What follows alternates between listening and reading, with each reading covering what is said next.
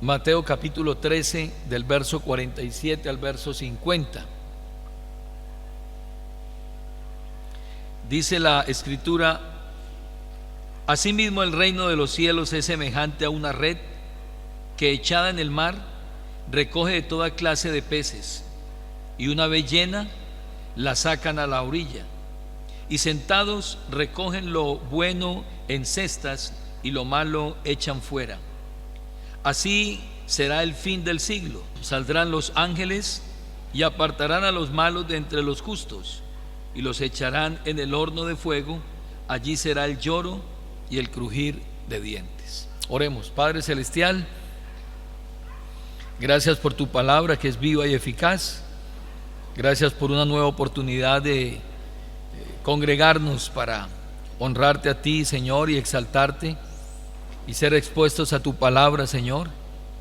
Pedimos, Señor, que cada uno de los que estamos aquí podamos tener la disposición en nuestros corazones y que tengamos un oído presto, Señor, para oír tu palabra, ser edificados a través de ella.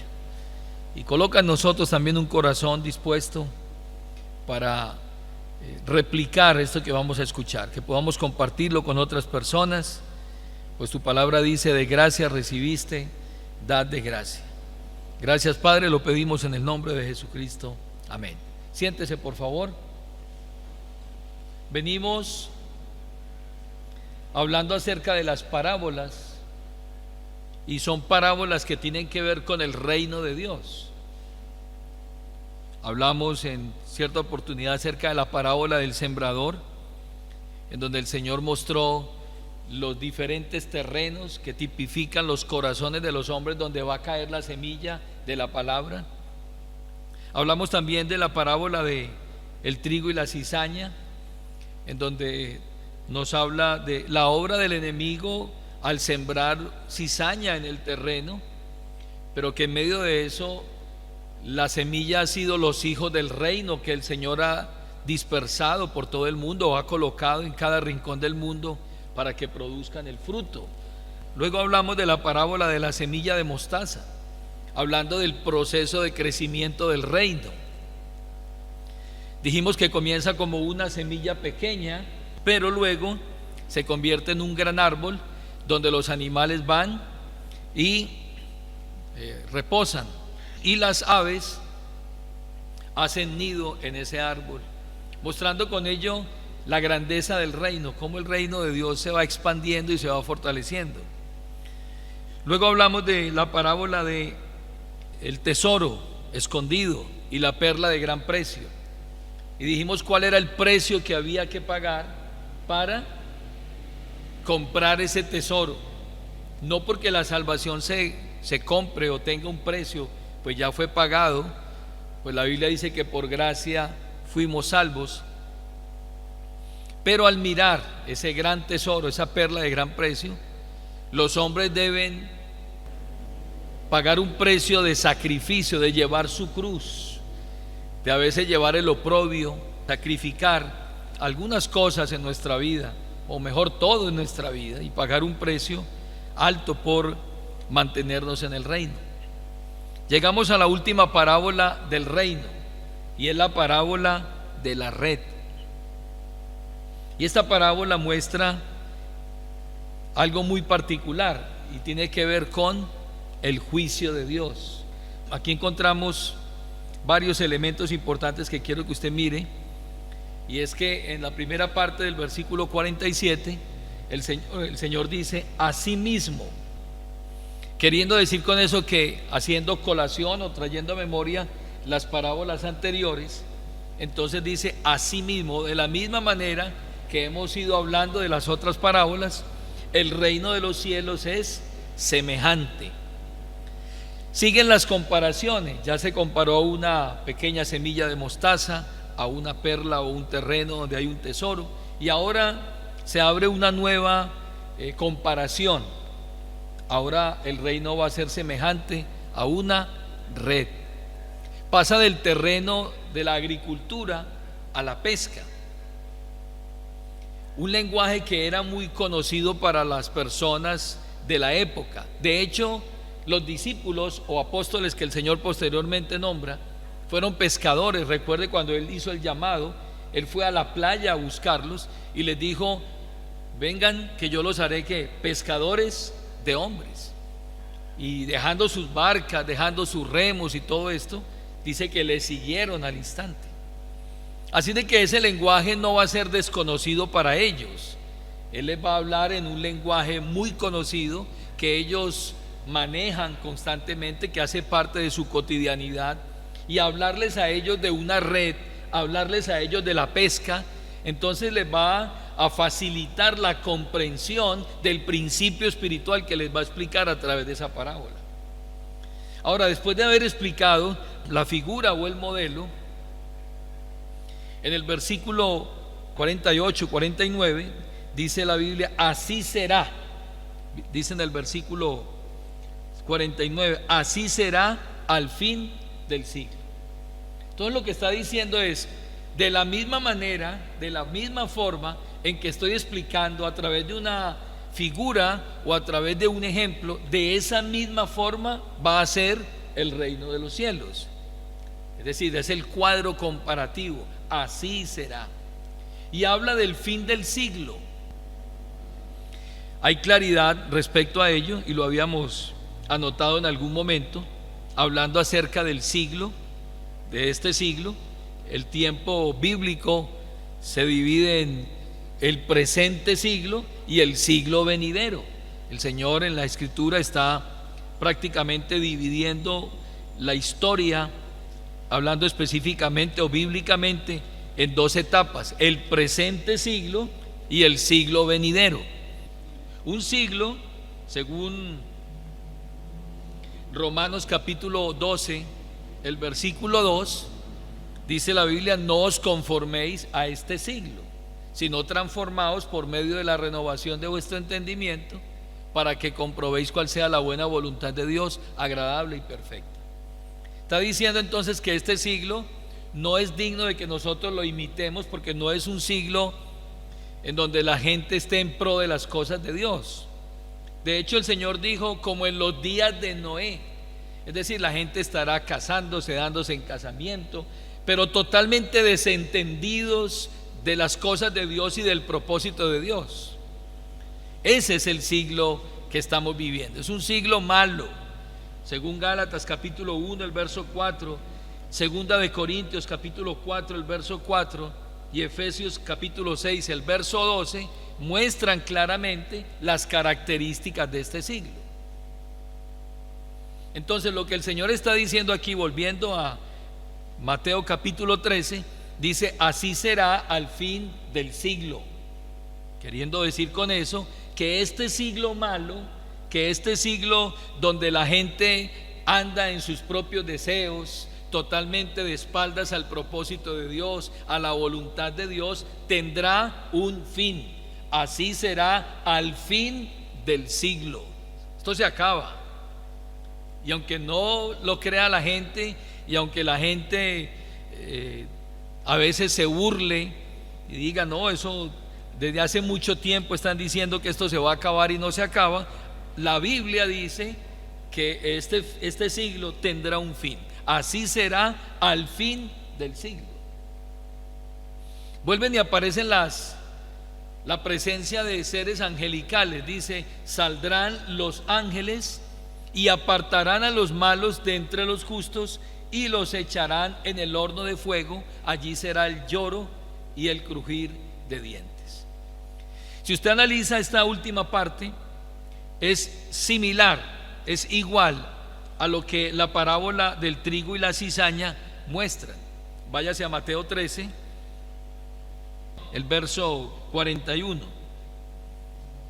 Utiliza el mismo lenguaje la parábola del trigo y la cizaña con la parábola de la red respecto a los ángeles. Dice el versículo, verso 41: enviará el Hijo del Hombre a sus ángeles y recogerán de su reino a todos los que sirven de tropiezo y a los que hacen iniquidad, y los echarán en el horno de fuego. Allí será el lloro y el crujir de dientes. Entonces uno dice: ¿cuál es la diferencia entonces entre la parábola del trigo y la cizaña y la parábola de la red, si el Señor ya dijo eso en esa parábola? ¿Por qué vuelve y lo repite? ¿Cuál es la diferencia entonces? La parábola de la red está haciendo énfasis única y exclusivamente en el juicio de los incrédulos, en el juicio de este mundo. Y ese juicio, entonces vamos a mirarlo aquí, a analizar algunos aspectos importantes. Uno de esos aspectos importantes es la naturaleza esencial de ese juicio. ¿Cómo va a ser ese juicio que Dios va a hacer al final del siglo? Es decir, el Señor está haciendo que el reino de Dios avance, que el reino de Dios se expanda, que el reino de Dios le dé cubrimiento al mundo. Lo que empezó como una pequeña semilla ha ido creciendo. Que los hombres entiendan que el Evangelio, Cristo y todo lo del reino es valioso y dejen lo que ellos estiman para seguir a Cristo, como lo hizo Pablo, que todo lo que él tenía quedó como basura con tal de ganar a Cristo. Al entender eso, van a ir en pos de Cristo. Pero aquí finalmente el Señor dice, bueno, así como hay algunos que siguen, viene un juicio para los que no siguen, y nos va a mostrar la naturaleza esencial de ese juicio. La primera fase entonces de ese juicio será la separación de los malos entre los justos. Lea conmigo el verso 49.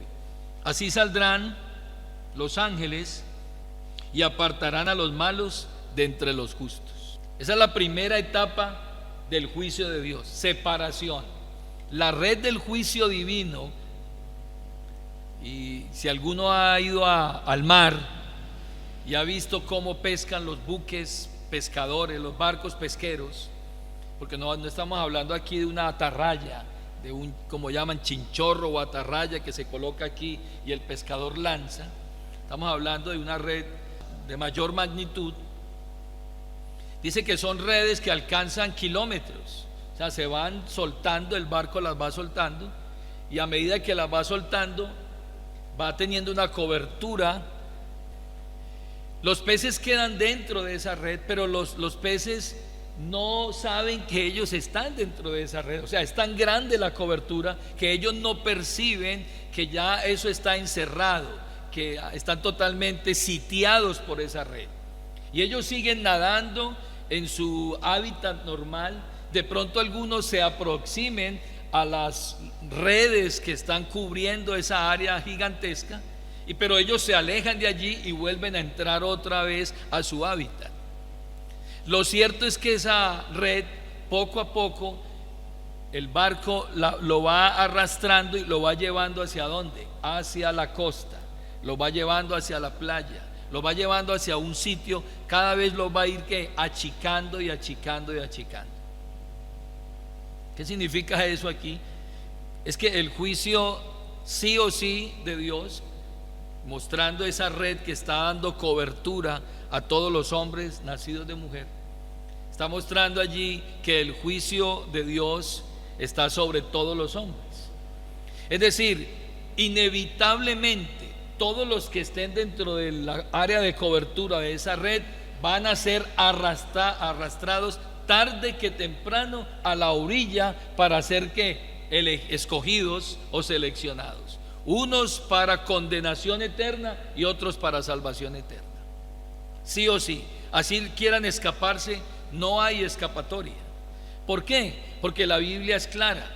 Hebreos capítulo 9, el verso 27 dice: y de la manera que está establecido para los hombres, que mueran una sola vez y después de esto el juicio.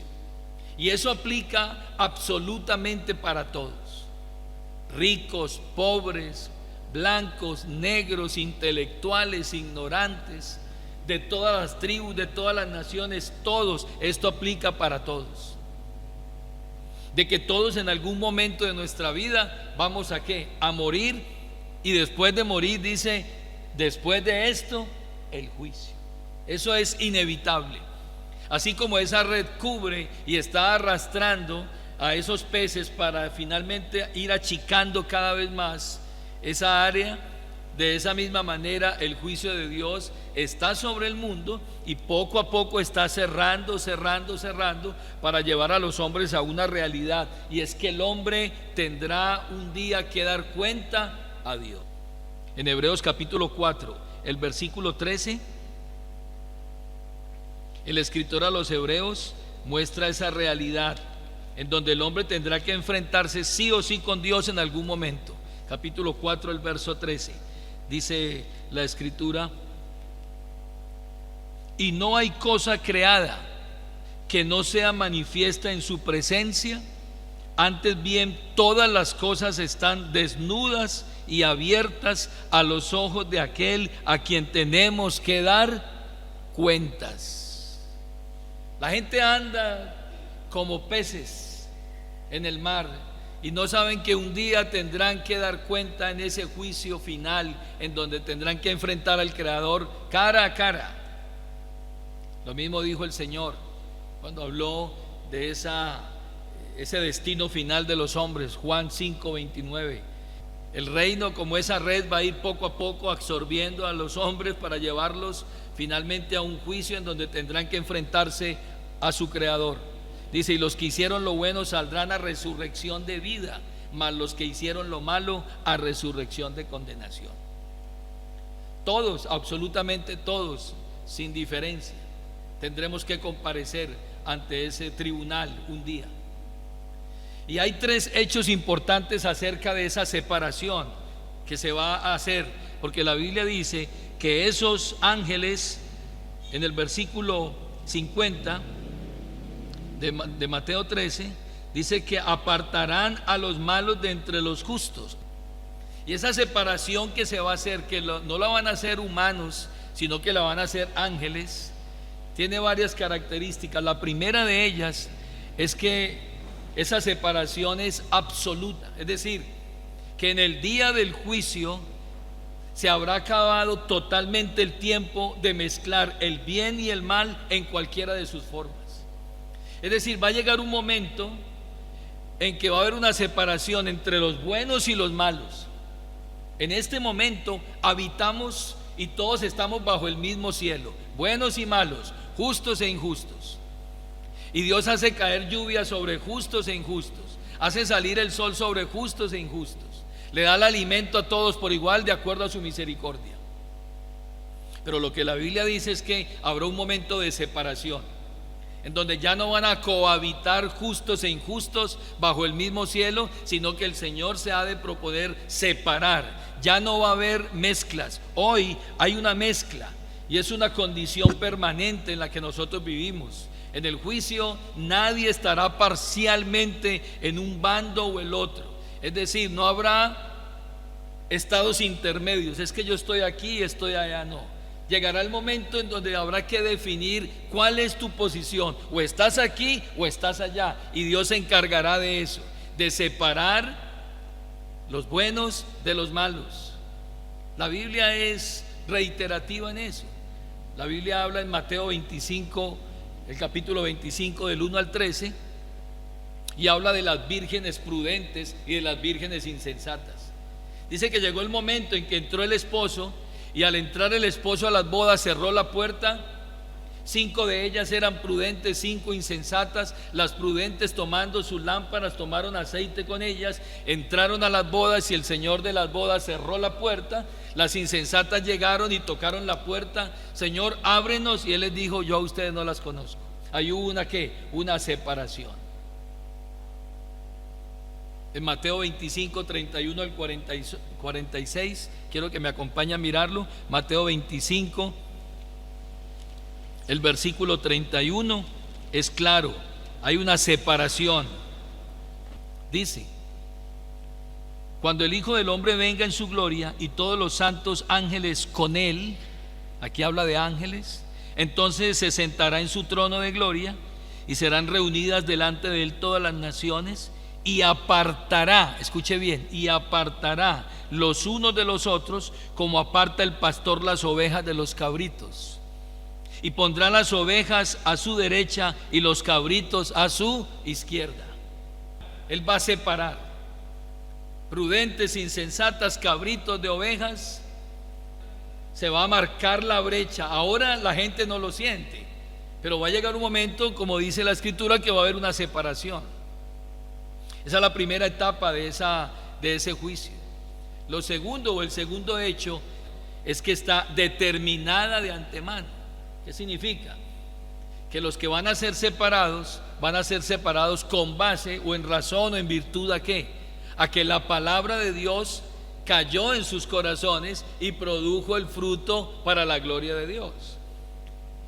Van a ser separados en razón a qué? A que unos eran trigo que habían producido el fruto de arrepentimiento y de justicia, y otros que no produjeron el fruto, es decir, la cizaña.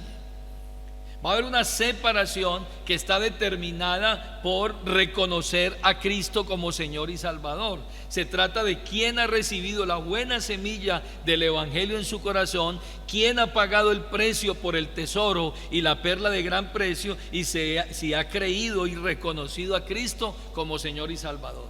Yo siempre le digo a la gente, el destino final suyo depende solo de una cosa: ¿qué hizo usted con Cristo mientras estuvo aquí en el cuerpo? Eso es lo que determina.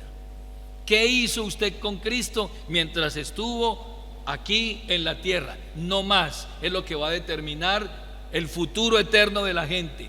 ¿Dónde pasará su eternidad? Si no está en Cristo ahora, estará sin Él en la eternidad. Si está con Él ahora, estará con Él en el día del juicio como su Señor soberano. El tercer lugar, o la tercera elemento de esa separación, es que es permanente.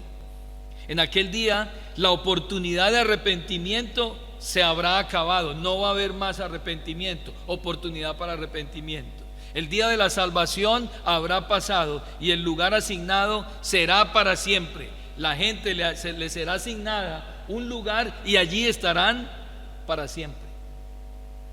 No es por un mes, un año, 10 años, no. El destino final será para siempre. Daniel capítulo 12, el verso 2 dice: y muchos de los que duermen en el polvo de la tierra serán despertados, unos para vida eterna y otros para vergüenza y confusión perpetua, por siempre, por siempre. Eso tendrá la separación. Pero el destino final de los incrédulos, como lo muestra la Escritura, según el versículo que leemos, dice: y los echarán en el horno de fuego, allí será el lloro y el crujir de dientes. Es decir, ya vimos que la primera parte de ese juicio es separación, pero son separados ¿para qué? Para ser lanzados al horno de fuego, en donde dice la Biblia: allí será el lloro y el crujir de dientes. Y eso es lo que la gente no quiere oír. Si usted le pregunta a alguien afuera dónde quiere pasar su destino eterno final, ¿con Dios o sin Dios? Todos quieren con Dios. Todos quieren ir al cielo. De hecho, con mucho respeto lo digo, siempre se está pensando que esa persona tuvo su destino final en el cielo. Pero la pregunta es: ¿estuvo con Cristo? ¿Murió en Cristo? Eso es lo que determina el destino final de una persona. Tal vez ninguna doctrina sea más difícil de aceptar emocionalmente que la del infierno. Y es una doctrina, porque si hay cielo que aparece en la Biblia, también hay una doctrina del infierno. Pero es demasiado clara y se menciona repetidamente con demasiada frecuencia en la Biblia como para negarla o para hacer caso omiso de esa doctrina. Nosotros no podemos tapar el sol con un dedo. La doctrina está ahí. Jesús habló del infierno repetidas veces. Jesús advirtió a los hombres acerca del infierno y prometió que no escaparían quienes rechacen la misericordia y la bondad amorosa ofrecida por Él en la cruz. No van a escapar. Cualquiera que pisoteare la sangre de Él y el sacrificio que Él ofreció en la cruz, no escaparán a ese estado final del infierno. Hay muchos textos en la Biblia donde Él habló acerca del infierno. Mateo 5:22, yo lo voy a solamente mencionar: cualquiera que le diga fatuo quedará expuesto al infierno de fuego. Jesús hablando acerca del infierno. Mateo 5:29, mejor te es que se pierda uno de tus miembros y no que todo tu cuerpo sea echado en el infierno. Algunos dicen: no, Jesús nunca habló del infierno. Nosotros aquí solo predicamos el amor de Dios. Aquí solo predicamos bondad y amor, pero también tenemos que mostrar esa otra parte. Porque si a la gente no se le muestra su destino final, ellos seguirán en sus propios caminos como los peces, nadan en el mar y se olvidan que el juicio de Dios cada vez está haciéndose más latente, más real, y entonces van a seguir en sus vidas. Mateo capítulo 8, el verso 12: hijos del reino serán echados a las tinieblas de afuera, allí será el lloro y el crujir de dientes. Mateo 23, 33: ¿cómo escaparéis de la condenación del infierno?, le dice el Señor a los fariseos. Y Jesús continuamente está mencionando al infierno y advierte acerca de la condenación. Le invito para que vaya a Mateo capítulo 5, el versículo 20. Dice la escritura, hablando Jesús: porque os digo que si vuestra justicia no fuere mayor que la de los escribas y fariseos, no entraréis en el reino de los cielos.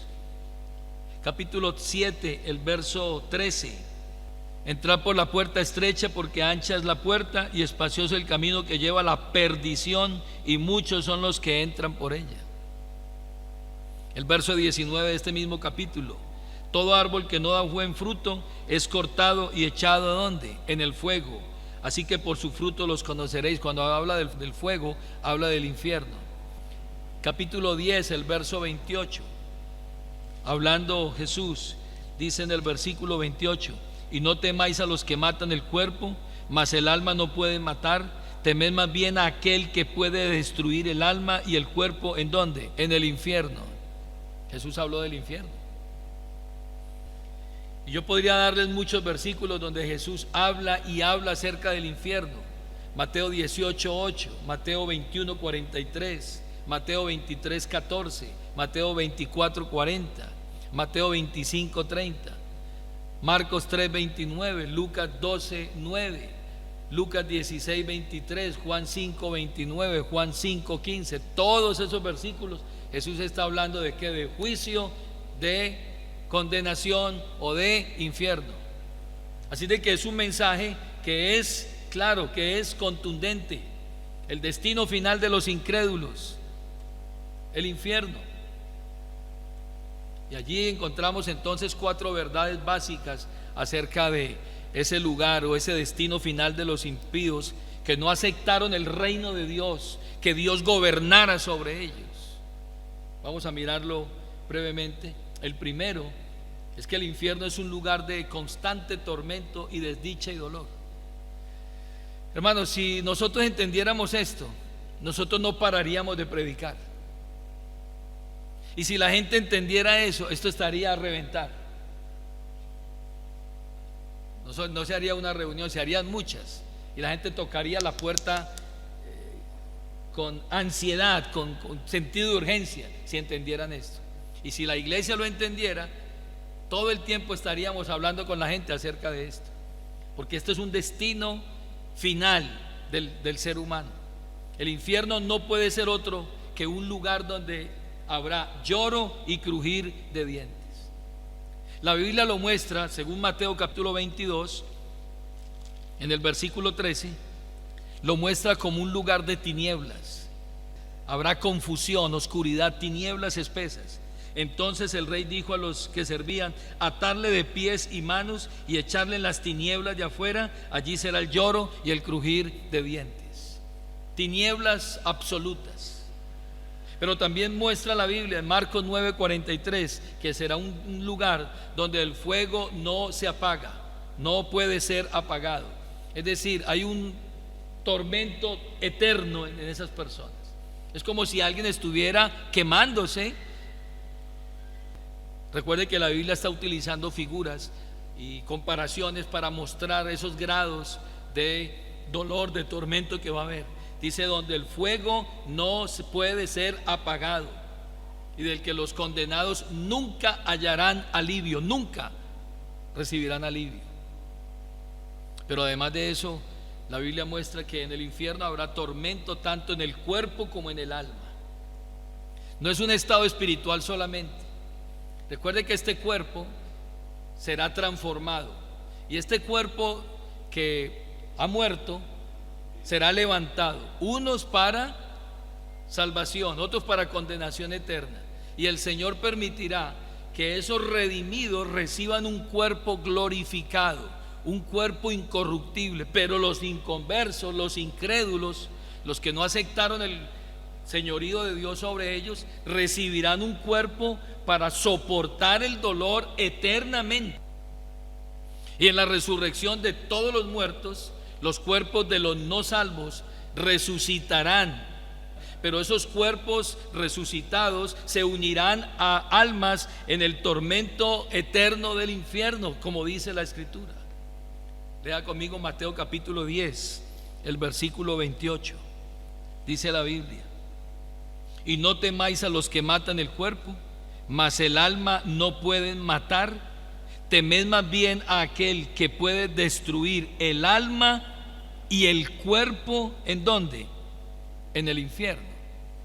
Es decir, habrá un lugar de tormento en donde la persona estará en cuerpo y alma siendo atormentado eternamente. Juan capítulo 5, ya lo miramos, capítulo 5, el versículo 29.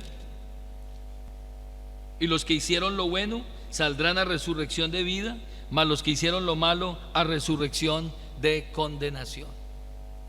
Entonces habrá un tormento en cuerpo y alma. Hay una escritura final para este punto en Apocalipsis capítulo 20, en el versículo 11 al 15.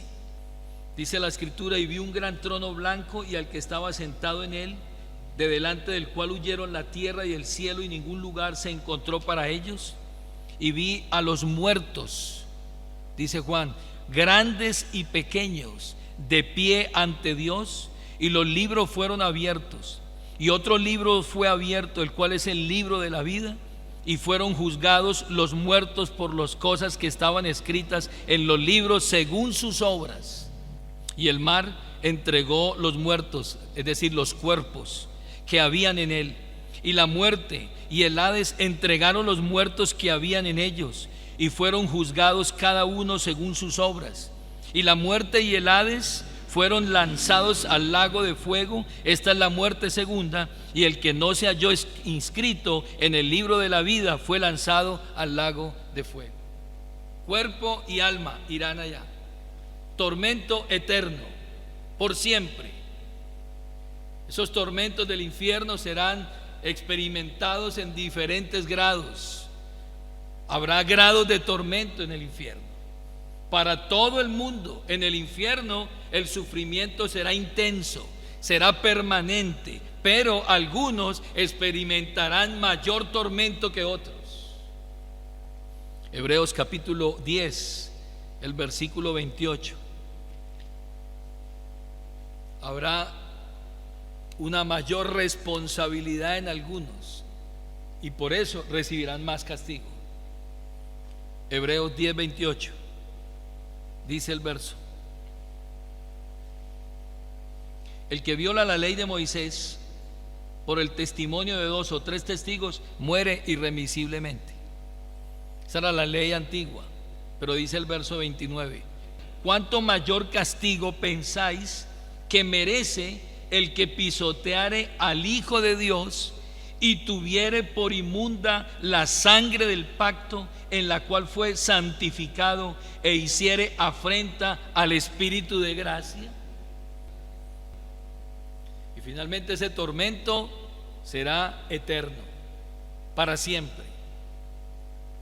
Si la gente se queja aquí en la tierra porque tiene un problema, una dificultad, una enfermedad, y hay gente que dura con un problema 2 o 3 años, o una enfermedad, o un dolor, o un padecimiento, hermano, la Biblia dice que el infierno será un tormento eterno.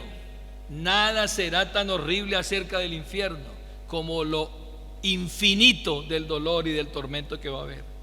Las personas allí experimentarán la ausencia total de la esperanza. Escúcheme bien, la ausencia total de la esperanza. La gente tiene un problema aquí, una dificultad, una enfermedad, cualquier situación adversa que los agobie, y ellos dicen: no, pero yo tengo la esperanza de que esto va a terminar. Yo tengo la esperanza que en unos meses o en unos años, o yo tengo la esperanza de que me hagan la cirugía, o que me hagan esto o lo otro, o que me llegue una plata, en fin, cualquier situación. allí no va a haber esperanza, absoluta desesperanza. Experimentarán la ausencia total de la esperanza. El gran escritor y predicador puritano John Bunyan, que fue el que escribió El progreso del peregrino, escribió estas palabras con imágenes muy vívidas. Él dijo: si después de 10,000 años llegaría un fin, habría consuelo. Si después de 10,000 años de estar en el infierno llegaría un fin, pues habría algún consuelo. Pero he aquí tu desgracia, escribe él, estarás allí para siempre. Cuando veas que estás entre una innumerable compañía de demonios que te aullarán al oído, volverás a pensar esto: esta es mi porción por siempre. Y cuando hayas estado en el infierno tantos miles de años, como tantas estrellas hay en el firmamento, tantas gotas hay en el mar, o granos de arena en la playa, sabrás que tienes que seguir allí para siempre. Y él exclama: oh, esta única palabra, siempre, para siempre, ¿cómo te atormentará el alma? Saber que esa persona estará allí por la eternidad completa, para siempre, sin esperanza, donde el gusano no muere, donde la llama no se apaga, donde habrá lloro y crujir de dientes. Algunos llorarán porque escucharon el mensaje y no lo aceptaron, le dieron la espalda, jugaron con el evangelio, pisotearon la sangre de Cristo, pisotearon la sangre del pacto, y llorarán y se lamentarán por eso. Y otros crujirán los dientes en su rebelión, aún en el infierno crujirán los dientes contra Dios, diciendo que Dios es injusto. ¿Cuál es nuestra misión hoy urgente? Dios no se complace en la muerte de los pecadores, ni desea que alguna persona perezca. La Biblia dice que Él es compasivo y tardo para la ira. Dice que no quiere que ninguno perezca, sino que todos procedan al arrepentimiento. Es más, el Señor lloró por Jerusalén, porque sus habitantes no venían a Él para ser salvos. Y Él dijo: cuántas veces quise juntaros como la gallina junta sus polluelos, y ustedes no quisieron. Pero Él advirtió en cuanto al infierno, no para poner a las personas en agonía, no para asustarlos, no para atemorizarlos, sino para salvarlos de ese lugar, porque Él es Dios y Él conoce y Él sabe el destino final. Es más, Él vivió la separación, el abandono del Padre en la cruz. Él experimentó en carne propia ese momento cuando dijo: Padre, ¿por qué me has desamparado? Por un momento el Hijo fue separado de su Padre, en donde esa relación entre el Padre y el Hijo se distanció por causa del pecado, y sintió la agonía en la cruz. Y por eso habló tantas veces del infierno, porque él experimentó esa separación, ese momento de angustia que todo pecador eternamente vivirá en el infierno. El infierno ni siquiera fue creado para los seres humanos. La Biblia dice en Mateo capítulo 25, el verso 41. El infierno dice aquí que fue preparado ¿para quién? Para Satanás y sus ángeles. Pero el hombre le da la espalda a Dios, y por causa de eso va al infierno, al padecimiento. Hermanos, hay una voz de alerta para nosotros. Nosotros no podemos ignorar esto. No podemos ignorar esto. Y esto nos lleva a nosotros a mirar a nuestro alrededor y mirar que hay muchas personas que aún no han reconocido a Cristo como Señor y Salvador,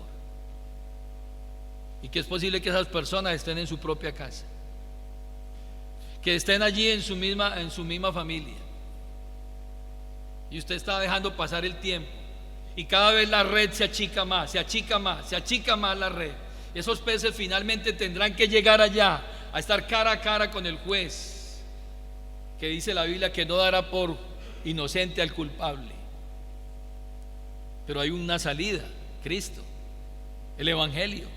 Ellos pueden ser salvos si usted predica y anuncia el evangelio. Recuerde que Cristo llevó nuestras maldades, nuestros pecados. Si nosotros predicamos, ellos pueden reconocer a Cristo y no ir a ese lugar de tormento. Por eso hay un llamado de alerta. Un hombre llamado Brownlow North dijo: padres, cuidado. Si han desatendido el bienestar espiritual de sus hijos, llegará el día en que ustedes querrán orar por ellos diciendo: envía a Lázaro a mis hijos. Pero habrá pasado la oportunidad. Ellos perecerán y ustedes tendrán la culpa porque no les hablaron. Tú no puedes hacer que ellos crean, pero tú sí les puedes predicar. Tú sí les puedes decir: acuérdate que si tú pasas a la eternidad sin Cristo, irás al castigo eterno. Y a los que predican, a los ministros que han cambiado su mensaje para que la gente llegue. Porque ¿qué vamos a hablar de infierno? ¿Qué vamos a hablar de castigo? No hablemos de eso, hablemos de otras cosas.